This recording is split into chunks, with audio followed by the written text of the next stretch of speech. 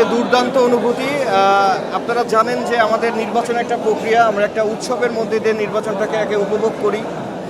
কিছুক্ষণ আগ পর্যন্ত ওই নির্বাচনের ফলাফল ঘোষণার আগ পর্যন্ত কিন্তু আপনারা পার্থক্য করতে পারতেন না কে প্রার্থী কে কার বিপক্ষে দাঁড়িয়েছে।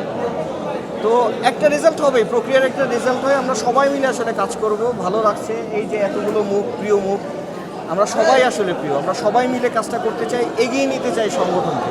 আমাদের মধ্যে কোনো আসলে ভেদাভেদ নেই। আমি শিল্পীদের জন্য প্রথমে আমাদের একটা জমি আছে আফতাবনগরে, যেটা সরকার থেকে বরাদ্দ দেওয়া হয়েছিল একটা সময়, সেটা বর্তমানে বেদখল আছে। সেটা সরকারের কাছে আমরা করজোরে আমরা দাবি জানাই যে ওই জমিটা আমাদেরকে দিয়ে দিতে হবে, আমাদের জমি আমাদেরকে বুঝিয়ে দিতে হবে, তারপর আমরা বিল্ডিংটা শুরু করব। তারপরে হচ্ছে শিল্পী কল্যাণ তহবিল যেটা আছে সেটা চালু করতে হবে।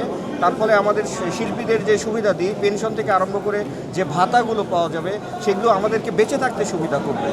এবং তার চাইতে বড় কথা হচ্ছে যে অভিনয়কে পেশা হিসাবে স্বীকৃতি দিতে হবে। আমরা তো পেশার সংকটে ভুগছি, আমাদেরকে স্বীকৃতি নেই। এই স্বীকৃতিটা তো রাষ্ট্রের কাছে আমরা চাই। রাষ্ট্রের কাছে শিল্পী হচ্ছে সবচাইতে বড় সম্পদ। এই সম্পদটাকে রাষ্ট্রকে মেনটেন করবে না? আরও কিছু আমরা কাজ করব, ধীরে ধীরে আপনারা জানতে পারবেন। আরেকটু একটু শেষ প্রশ্ন করতে চাই, সেটা হচ্ছে যে শিল্পীদের কোন অভাব আছে বলে আপনি মনে করেন? শিল্পীদের সবচাইতে বড় অভাব হচ্ছে ইনসিকিউরিটি।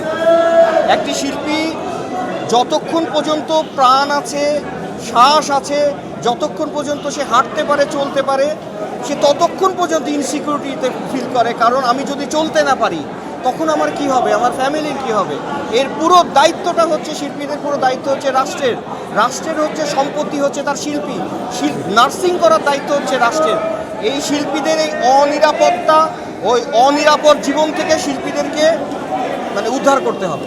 ভাইয়া, পুরনো কমিটি যারা আছে তারা কি কোনোভাবে বৈষম্যের শিকার হবে কি?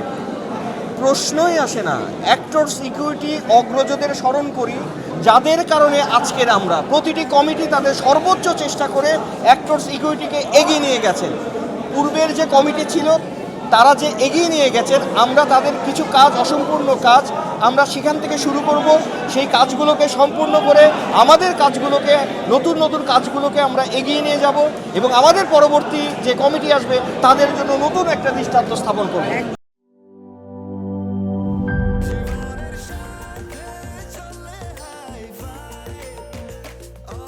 স্বাস্থ্যকর অল টাইম, সব সময় অল টাইম হেলদি লাইফ।